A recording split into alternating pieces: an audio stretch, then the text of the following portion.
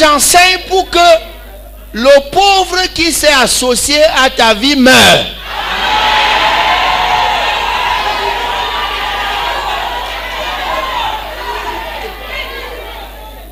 Lazare était un gars bien, mais en naissant, un pauvre s'est accroché à sa vie.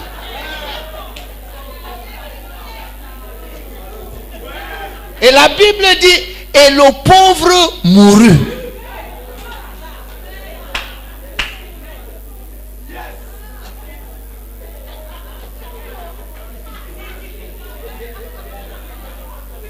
Et le pauvre mourut. Vous êtes là? Et le pauvre mourut. Et les anges transportaient Lazare dans le sein. Non.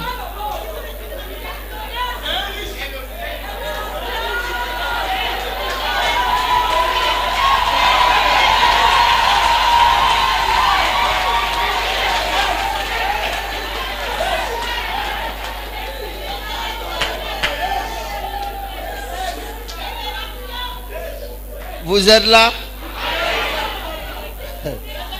Je ne sais plus dans quel sens je vais maintenant.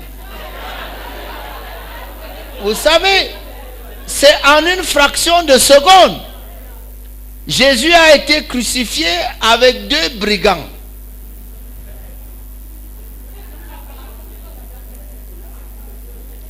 Deux brigands.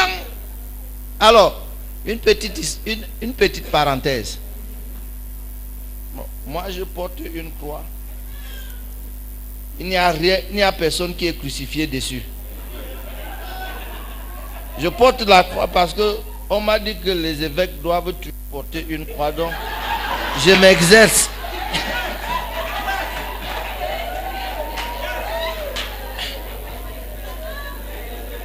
Je commence par une qui est un peu petite comme ça, après j'en aurai une.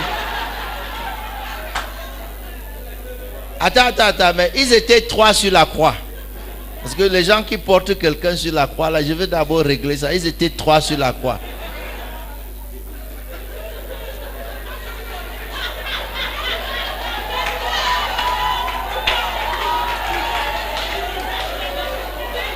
Vous savez, moi je prêchais l'évangile un jour au marché de Fundi. Je prêchais l'évangile en plein marché de Fundi. Un fou est venu. Il m'a dit, vous les chrétiens là, vous avez combien de Jésus? Il m'a dit, celui de la cathédrale ici est sur la croix. Celui de Marie Goker là en haut est dans la tombe. Il n'est plus sur la croix, est dans la tombe. Et il m'a dit, et celui de l'Allemand à Tinga, sauve et guéri. Vous avez combien de Jésus? J'ai trouvé que comme fou, il était intéressant. J'ai dit oui, c'est le même Jésus, il était sur la croix, il est descendu. Et puis, 3 jours après, c'est pour ça qu'il est à Tinga.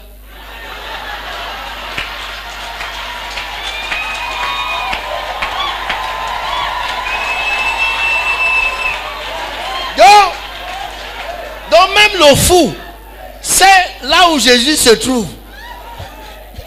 Il n'est plus sur la croix. Il n'est plus sur la tombe. Donc si tu le vois sur la croix quelque part, c'est pas lui. Non, ils étaient 3. On sait que Jésus, le même soir, on l'a descendu de la croix. Il a été enterré. 3 jours après, il est ressuscité. Et puis 40 jours après, il est retourné au ciel. Donc on sait exactement là où il est. L'autre brigand qui s'est repenti, il était brigand. Il s'est repenti et Jésus lui a dit, aujourd'hui, aujourd'hui, tu seras avec moi au paradis. Donc, on sait là où Jésus est, on sait là où il y a un seul. Le brigand rebelle, on ne sait pas où il est. Donc s'il y a quelqu'un qui est sur la croix,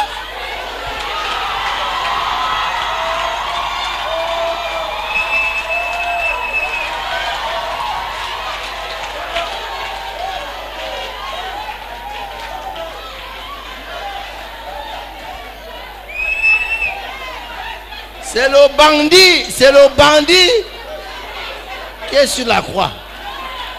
Donc quand tu portes la croix avec quelqu'un dessus, Jésus n'est pas à la croix, le bon bandit n'est pas à la croix, c'est l'autre.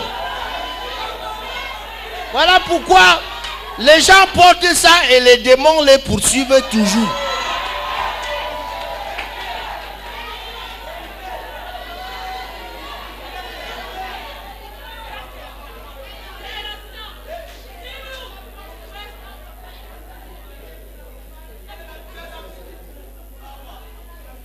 Maintenant, remarquez que il y a quelques secondes, ce brigand était encore brigand. Et puis Jésus lui a dit, aujourd'hui, pas demain. Il dit, aujourd'hui, tu seras avec moi au paradis. Mais les gens sont restés descendre un corps et aller enterrer. Mais Jésus a déjà dit à ce gars, aujourd'hui. Donc, le bandit est resté sur la croix, mais lui-même est parti au paradis. Parce que la pauvreté que vous portez là, c'est un manteau qui vous a été donné.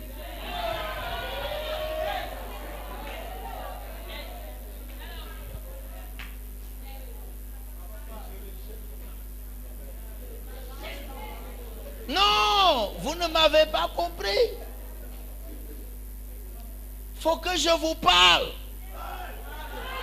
de la mort du pauvre. Mais le pauvre, il doit mourir. Chacun de nous a en lui le riche et le pauvre. La raison pour laquelle le pauvre a prospéré, c'est parce que l'environnement lui était favorable. Il n'entend que le langage de pauvreté, il ne voit que les images de pauvreté.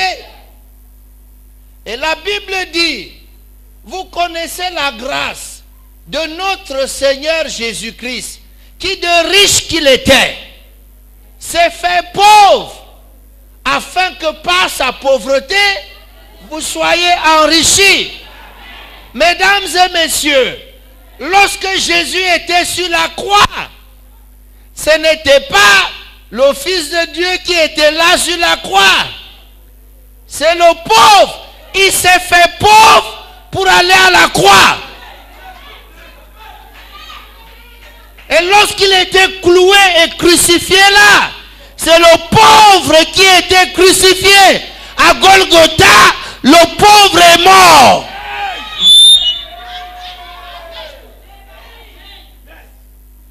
Vous n'êtes pas obligé de vivre pauvre, parce que le pauvre est déjà mort.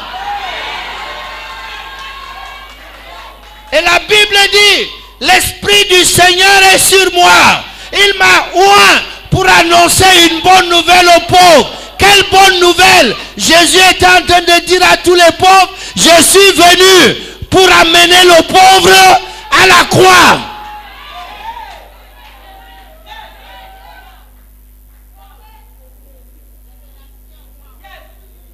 Le jeune homme a tout dépensé. La famine est arrivée.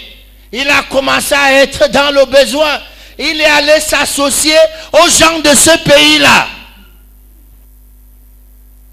Il est allé demander le travail. Un juif ne touche pas le porc, mais on l'a envoyé s'occuper des pourceaux. Tu me dis qu'il y a la vertu dans la pauvreté? Il y a des gens qui se sont trouvés à faire des choses.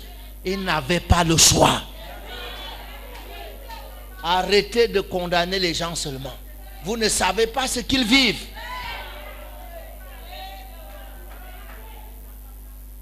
Vous pensez que vraiment il y a une femme, une seule femme dans ce monde qui a du plaisir à être prostituée? Vous pensez?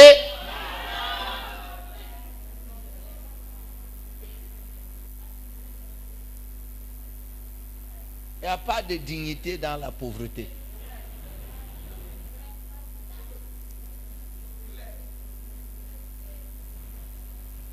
La pauvreté et le diable partagent le même synonyme. La Bible les appelle tous les deux voleurs.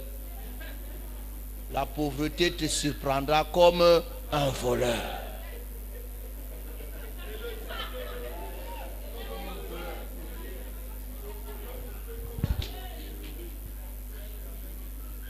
Si on désigne deux personnes par un même synonyme, ils sont pareils. Le diable t'égorge, la pauvreté fait pareil. Le diable te détruit, la pauvreté fait pareil. Je demande même qui est pire.